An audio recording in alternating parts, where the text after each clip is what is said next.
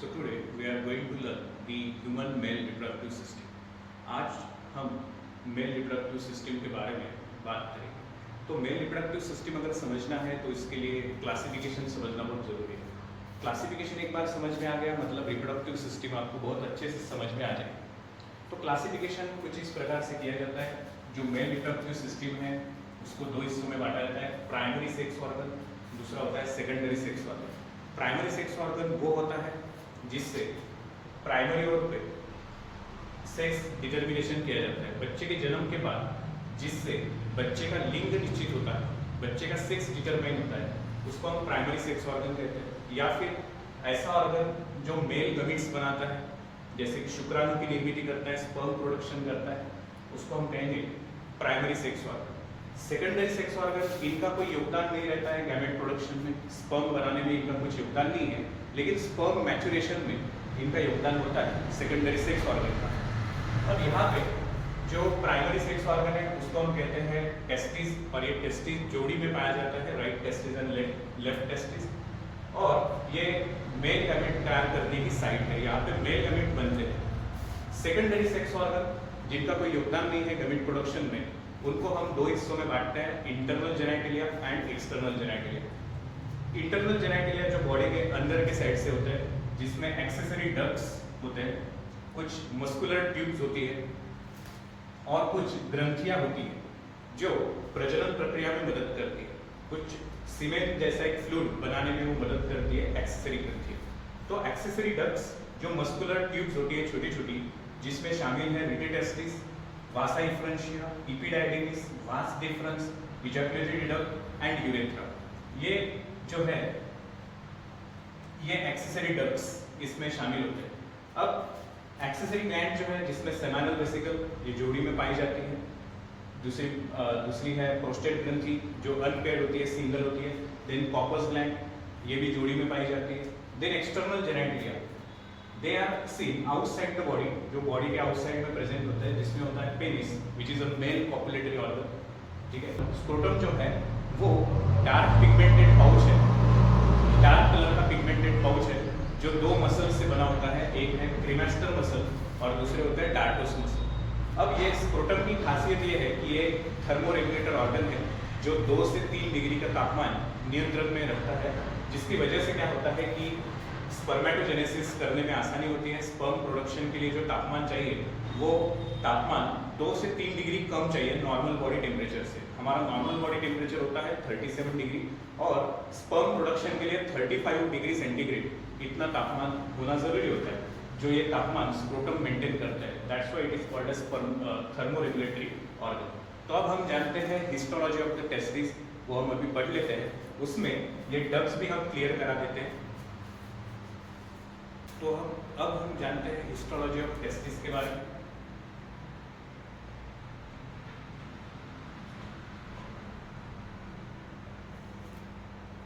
तो टेस्टिस जो है, जो आपको हिस्टोलॉजी में इसके 3 लेयर नजर आते हैं। बाहर का जो लेयर है टेस्टिस का, इस लेयर को बोला जाता है ट्यूनिका वजाइनालिस, ट्यूनिका वजाइनालिस। उसके अंदर एक लेयर होता है कॉल्ड एज ट्यूनिका अल्बिजिनिया, उसके अंदर एक थिक लेयर होता है, इसका नाम है ट्यूनिका अल्बिजिनिया।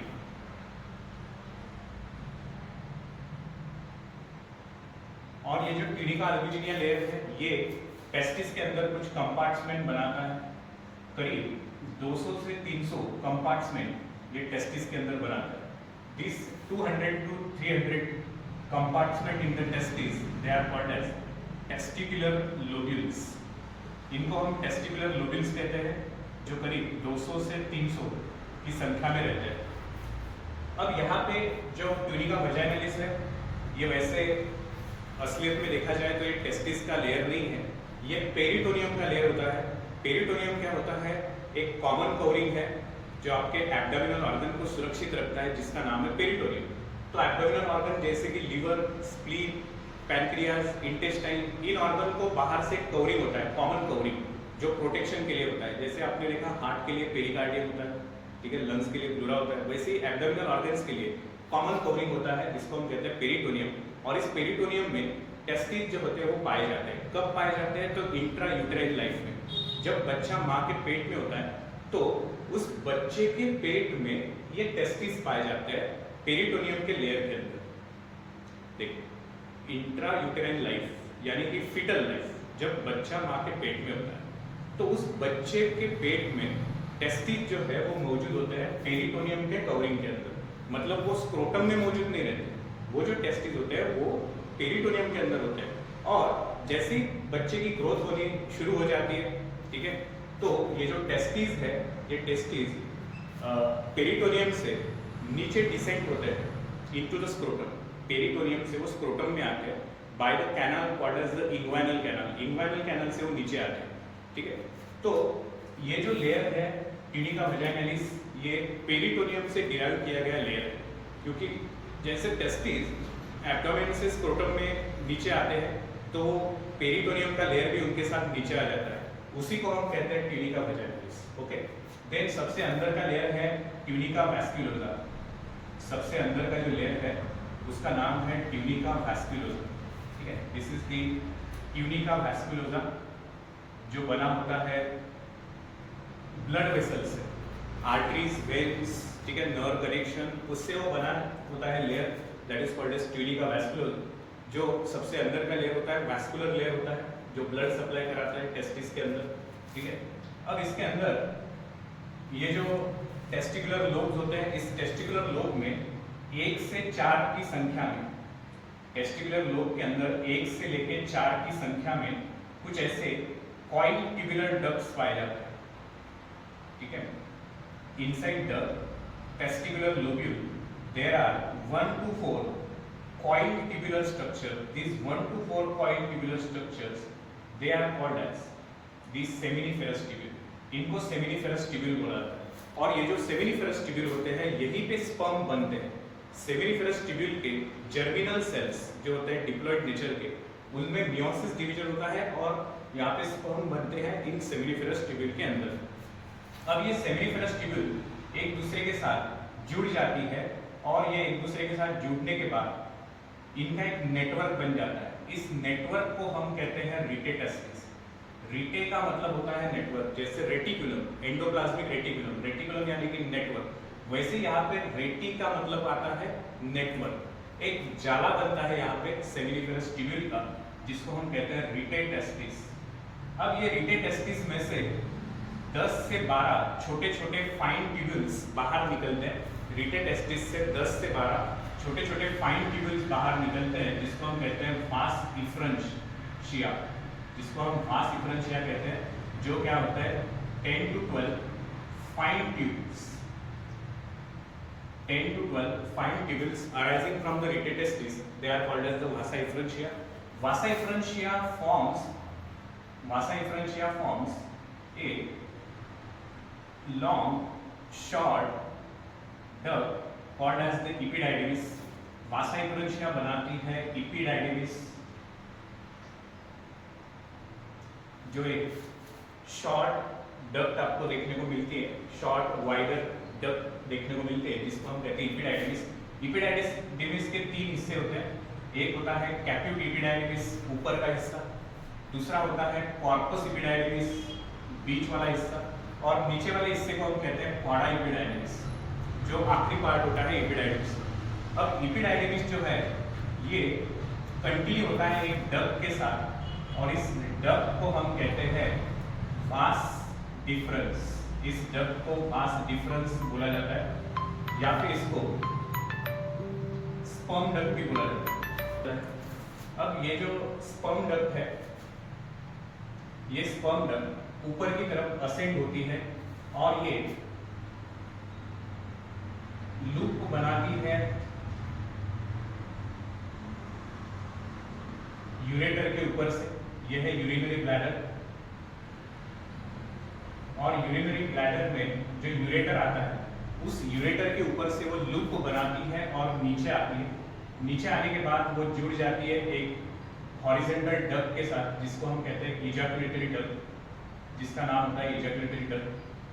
और ये इजैकुलेटरी डक्ट जुड़ी होती है एक ग्रंथि से जिसका नाम है सेमाइनल वेसिकल, इसको हम कहते हैं सेमाइनल वेसिकल।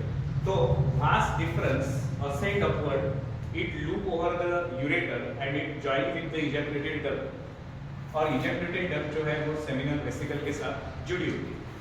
अब यहाँ पे ये जो यूरिनरी ब्लैडर है, यहाँ से निकलता है यूरेथ्रा, यूरिनरी ब्लैडर से यूरेथ्रा निकलता है और ये यूरेथ्रा इजैकुलेटेड डक्ट के साथ ज्वाइन होता है। मतलब दोनों साइड की इजैकुलेटरी डक्ट जो है, दोनों साइड की इजैकुलेटरी डक्ट ये यूरेथ्रा के साथ ज्वाइन होती है। अब यहाँ पे प्रोस्टेट ग्रंथि भी पाई जाती है। यहाँ पे यूरिनरी ब्लैडर के नीचे एक ग्रंथि पाई जाती है जिसका नाम है प्रोस्टेट ग्लैंड, जो आपको ठीक यूरिनरी ब्लैडर के नीचे देखने को मिलती है, जहाँ से यूरेथ्रा जो है वो गुजरता है। अब ये जो यूरेथ्रा है, यूरेथ्रा करीब 20 सेंटीमीटर इतना लंबा होता है। This urethra is about 20 centimeter long that passes further down into the penis, जो पेनिस से नीचे होके गुजरता है। ठीक है, तो इस प्रकार से यहाँ पे कुछ एक्सेसरी डक्ट्स है जो मैंने आपको बताई। So what are the accessory ducts of the male reproductive system? Are the retestis, vasa efferentia, epididymis, vas deferens, ejaculatory duct and the urethra। ठीक है, अब यहाँ पे हम एक्सेसरी ग्लैंड्स भी देखेंगे, जैसे कि यहाँ पे seminal vesicle, they are present on either side of the urinary bladder. Urinary bladder के दोनों साइड से ये देखने को मिलते हैं, they are seminal vesicle. At the base of urinary bladder there is a prostate gland and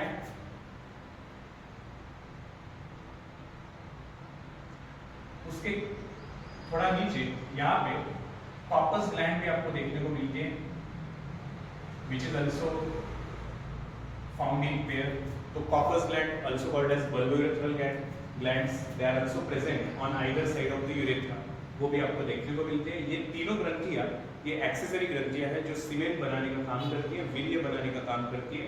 ठीक है, तो this is the histology of testis, और हिस्टोलॉजी ऑफ टेस्टिस में मैंने ये एक्सेसरी डक्ट्स भी आपको बता दिए। ठीक है, अब अगर टेस्टिस जो है वो अगर स्क्रोटम के अंदर अगर डिसेंड नहीं हो पाते, टेस्टिस मैंने जैसे बताया था कि फिटल लाइफ में या फिर इंट्रायूटेराइन लाइफ में जब माँ के पेट के अंदर बच्चा होता है, तब उस बच्चे के जो टेस्टिस होते हैं वो उसके पेट में होते हैं, और वो अगर स्क्रोटम में नहीं उतर पाए तो उस कंडीशन को हम क्रिप्टोर्किडिज्म कहते हैं। So cryptorchidism is failure of testis to descend into scrotum,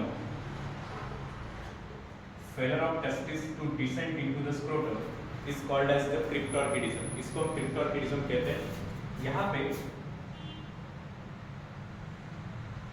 ये जो फीटस है, इस फीटस के पेट में होते हैं ये टेस्टिस, फीटस के पेट में टेस्टिस होता है, यहाँ पे होता है स्क्रोटम।